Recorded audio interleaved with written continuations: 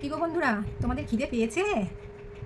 আমার কিন্তু খিদে পেয়ে গেছে, কিন্তু জানো তো ঘরে পেট ভরার মতন কিছুই নেই খাবার। কি খাবো বলো তো?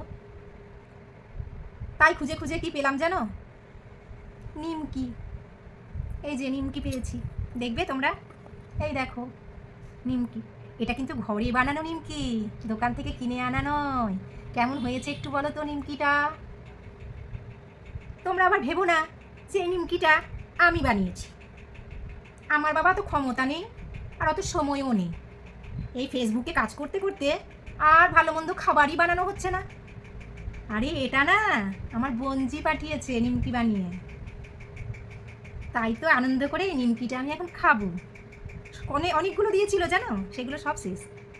খেয়ে নিয়েছি তো, একটা দুটো করে সব খেয়ে নিয়েছি। এই বেঁচে আছে একটা নিমকি, তাই তোমাদের সঙ্গে আমি শেয়ার করলাম এই নিমকিটা। তো তোমরা একটু বলবে এই নিমকিটা কেমন হয়েছে, দেখবে। দারুণ হয়েছে কিন্তু।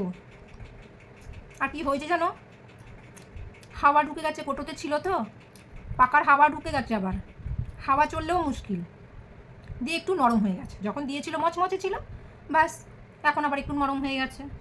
কি করব, মনটা তো অন্যদিকে থাকছে, সব দিকেই তো মুশকিল হয়ে যাচ্ছে না। ফেসবুকে কাজ করছি, সব ভুলে যাচ্ছি। যাক, কিছু করার নেই, চলো আমি নিমকি খাই। টাটা, তোমরা আসো এখন।